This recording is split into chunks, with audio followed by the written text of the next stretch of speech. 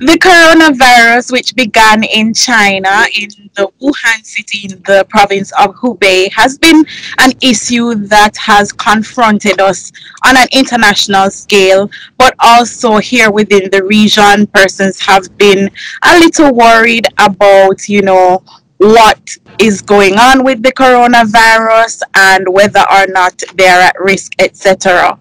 We spoke with our resident health professional, Dr. Douglas Slater, last week about the issue. He is the Assistant Secretary General for Human and Social Development at the CARICOM Secretariat.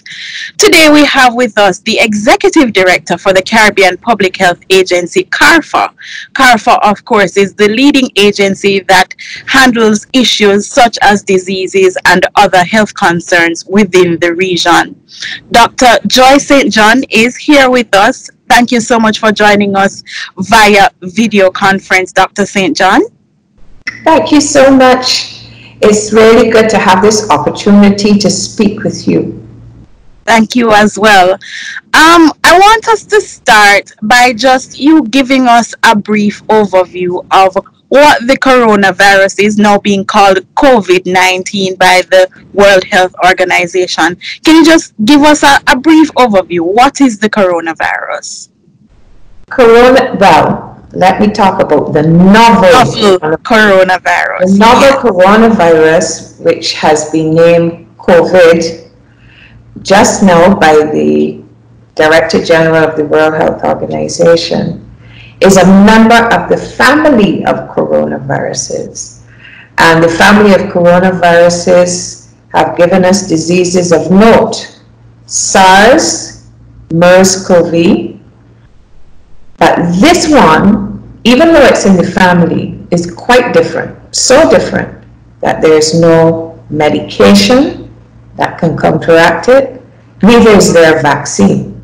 Mm-hmm. So this is part of the concern of health authorities and health agencies such as CARPHA.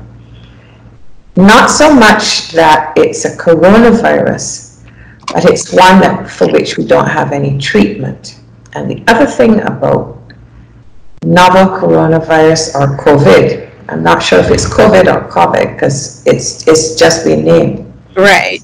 The other thing about it is that this is so early in the outbreak that we are still characterizing some of the key things about this virus. First of all, the gene sequencing, because with the gene sequencing, we can do some tailoring in determination of drugs that can treat this, or medications that can treat this virus. But the other thing about this is that we aren't sure how it's going to affect populations, such as the populations in the Caribbean. All right. We have a few characteristics based on the persons who have been affected, mainly in China, so we can make some judgments based on that, but it's still very early days for some key things that are required for dealing with an outbreak such as this. And then, of course, the other thing is that it is spreading so rapidly. Right. So now that you've explained all of that, persons might be wondering, so what is CARPHA? I mean, we know the acronym means the Caribbean Public Health Agency, but how does the agency get involved in this? What is your role here? Oh my goodness, our role is a huge one. Absolutely. First of all, the Caribbean Public Health Agency has a remit for surveillance. Mm-hmm. Then it has a remit for emergencies, disease prevention and control. Right. So what we have been doing is monitoring the situation very carefully. Mm-hmm.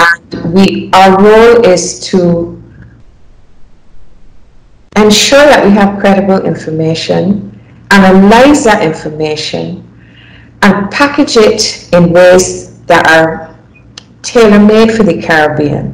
Absolutely. So that we give persons credible information and right. we give the health authorities especially their advice on how to make the defense against this outbreak an effective one in the Caribbean. Then the other thing that we have been doing, because there has been a flood of misinformation and right. fake news, the other thing that we have been doing is working on a regional communication strategy to counteract that fake news and misinformation, which is mainly coming from the social media. So it is technical advice and not just to ministries of health, but it's also communications and not just to specialized audiences. We've been working with our focal points in the regional mechanism for communications to ensure that there is good information going out in our 26 member states. Right. I remember last week, I think it was, that there was a meeting with the ministers of health. It was an emergency COSOD.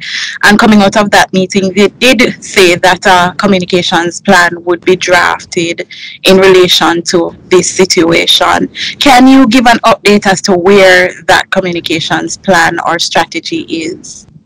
So our communications focal point in CARPHA have been liaising with the 26 member states and pulling together and devising, and we're at the stage where we have promised the CARICOM Secretariat that we will deliver it to them this afternoon for their review so that we can disseminate it to our partners, especially in the region.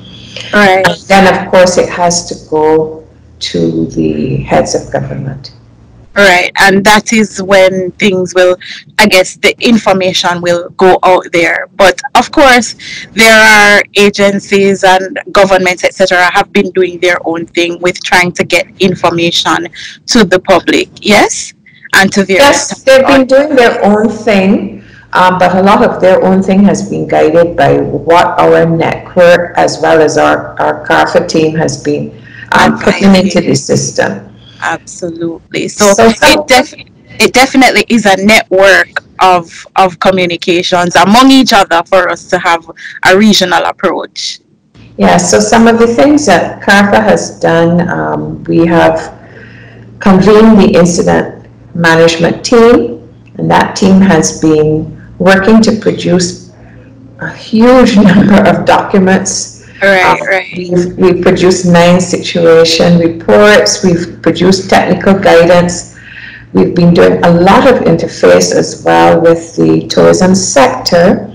And we have also been following very closely the issue of conveyances, both airplanes and cruise ships, and how they interact with our shores. We've been monitoring reports of illness as well.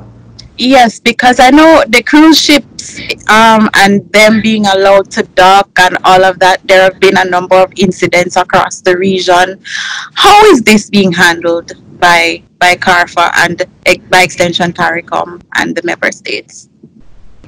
So one of the things that we would have presented to the ministers when the emergency meeting of the Council of Ministers of CARICOM was convened was because we do have regional guidelines which are based on CDC guidelines for levels of illness, and this all goes into granting permission or something called pratique for airplanes and cruise ships to come into port and to allow passengers to come onto the country. So we have been making sure that those guidelines are disseminated and persons have their own protocols within their individual countries.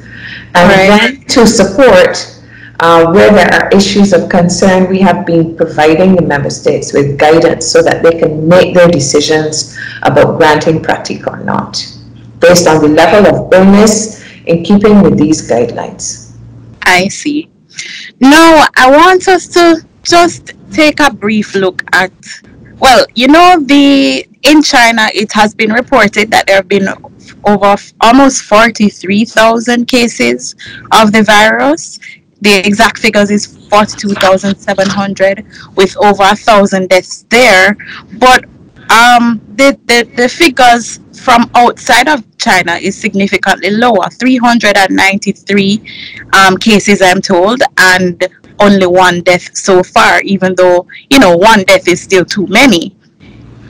Yes, in terms of the level of risk for us in the region, could you just give me how much of a risk is there for us within the CARICOM region? So I'm going to answer your second question first, because CARPHA did an analysis of this. Right. And we presented to the ministers an analysis which we had put together, not just on our own, but we convened the Regional Coordination Mechanism on Health Security and brought in partners, not just PAHO, but partners like Public Health England, the authorities in France, and the Dutch, because they have overseas territories and departments in this region. Right. So we came up with this classification, and we say that the risk is low at the moment based on several things. One, there is no reported case or confirmed case of the novel virus, COVID,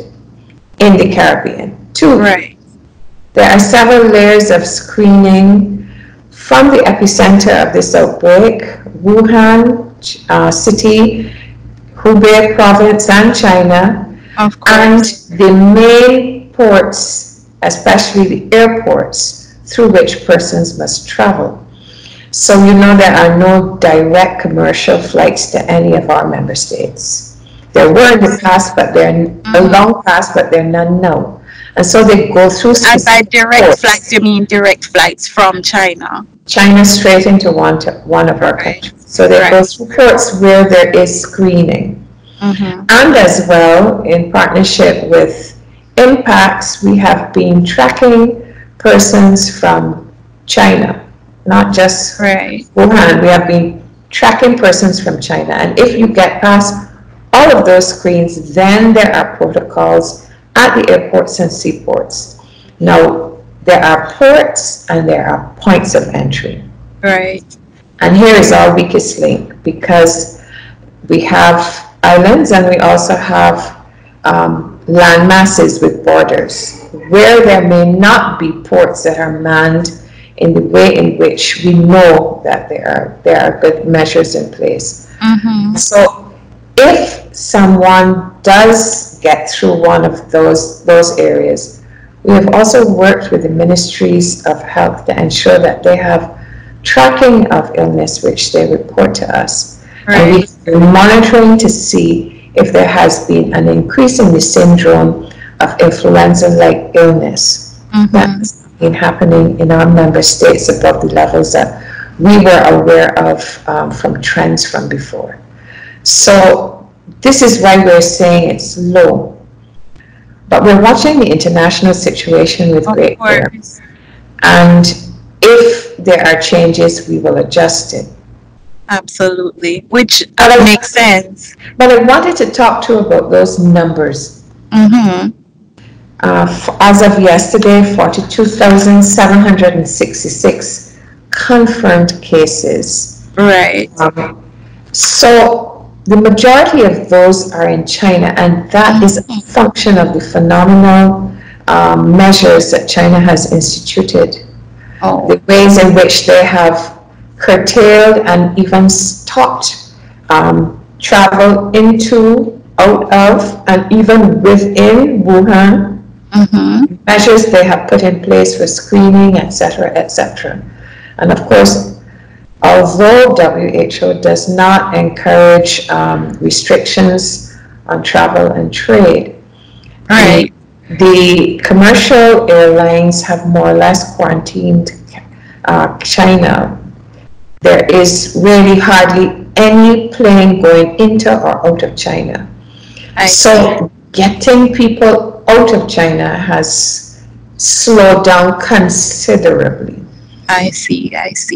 But you should also be aware that a huge majority, over 90% of those cases outside are still importations. In other words, people either traveled out or people were affected by those who were affected in China and then traveled. I see. We do not have established person-to-person transmission in the widespread way that it is within mainly Hubei province and other provinces in China, and that is phenomenal. Okay. So although there are that number of cases, remember that China has millions. Yes. And so the number is testimony to the containment measures not only in China but in countries that have had importations. Right. Okay. All right. Thank you so much for clearing that up. You spoke earlier about the myths that are surrounding the virus. I wanted you to just give me a brief, what are some of the myths out there about the virus and how do we debunk those myths? So what isn't there out there about the virus? I was shocked to discover that some people even feel that it's connected to Corona Bear. So let's start there. It's not connected to Corona Bear. There is a myth out there that it cannot survive in hot climates. That is not something that we can say with any certainty, and that is why we are preparing and we have our defenses at our borders. There is a myth about just walking around and wearing a mask to the end of March and you'll be fine. That is also a myth. First of all, a mask, the surgical mask that you're seeing walking around. I was traveling recently in Europe and I was even seeing masks coordinated with outfits. But the surgical masks that are out there are no long-term protection. A surgical mask is mainly something that you should wear if you have illness and you have to go out into the public. So wearing a mask and wearing the same surgical mask for months on end is just a foolishness, a folly. Right. So wearing a mask until the end of March does not mean that this will not spread. The other thing is that we're not sure what is going to happen with this virus. We are preparing for it to be with us at least for a little while, so we're not even sure if what is happening past March. Another myth that has been out there is that there are certain persons being collected and killed. Oh, wow. Yes. And that is a way of getting rid of the virus. That is not the case. Another myth that has been going around out there is the Lysol and the bleach myth.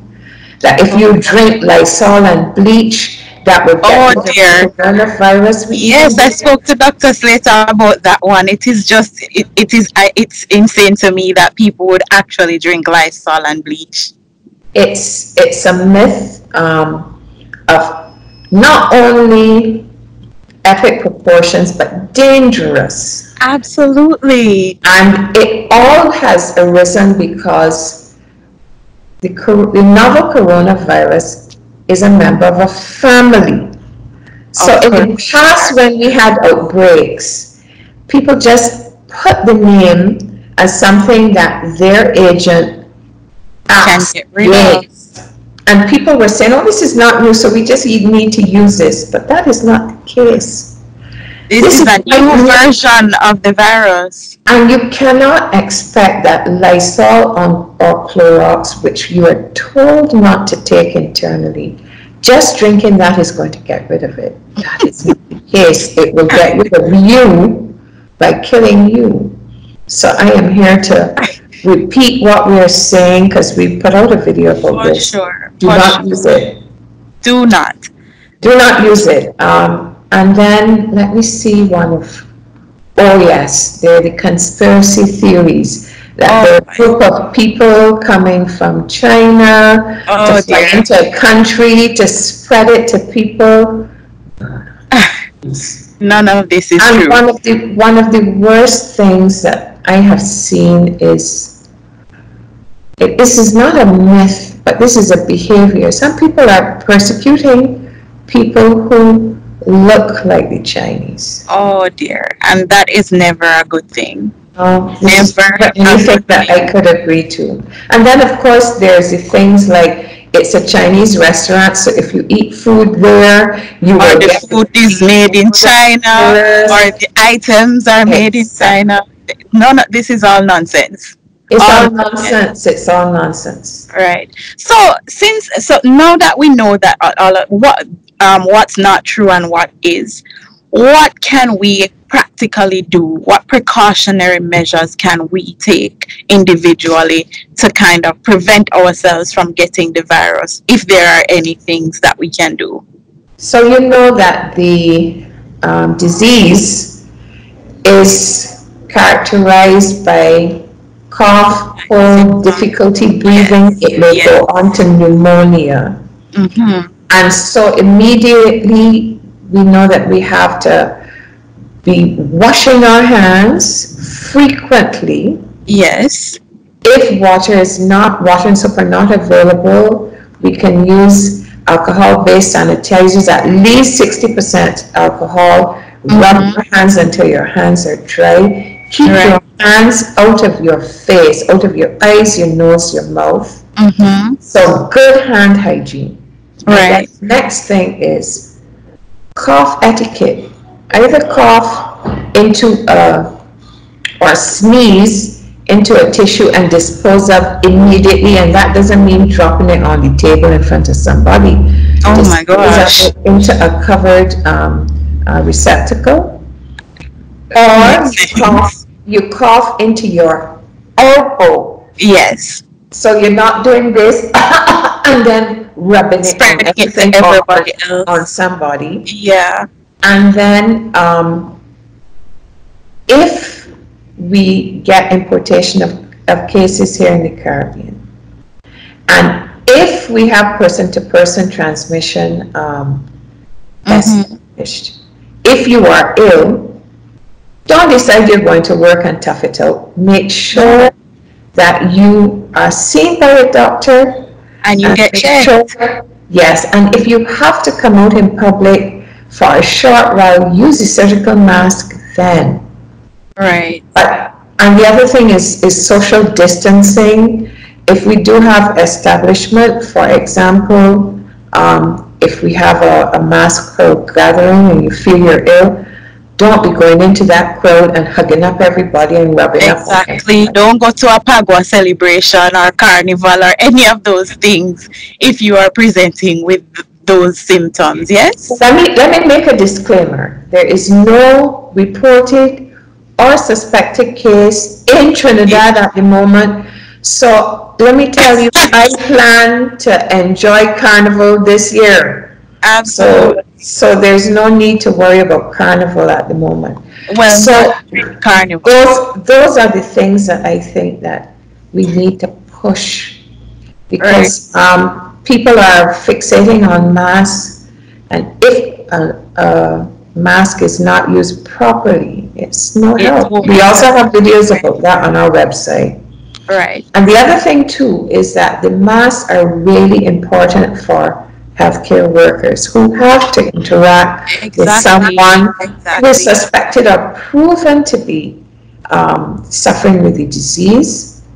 And we want to protect them. They are vital officers in this fight.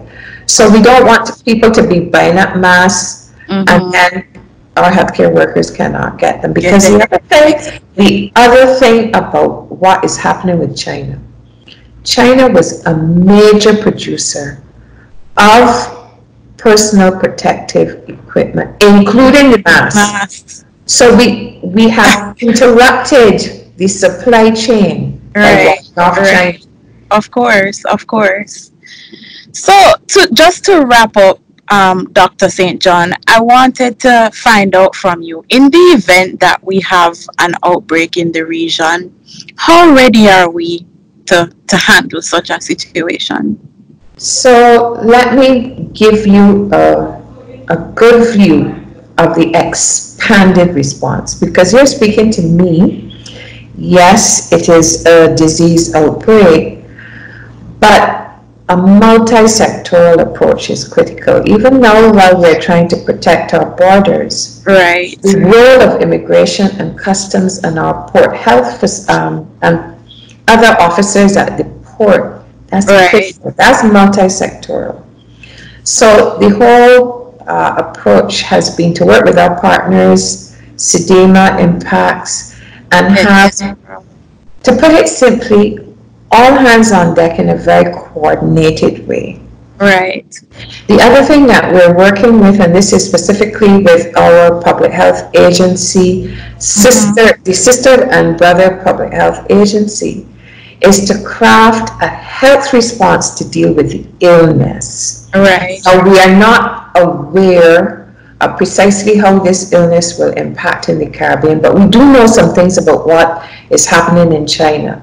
Right. The persons who are getting most ill and who have died, the majority have been older with multiple comorbidities. So I'm talking about the diabetes, the hypertension, Right. and other issues that make your body less able to fight.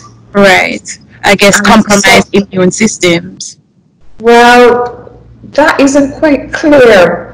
But however, diabetes does affect your immune system, and you would be surprised. Right. We have a lot of chronic disease in the Caribbean. Mm-hmm. So we need to understand and craft a health response which can deal with the illness, the mild, the moderate, and the severe.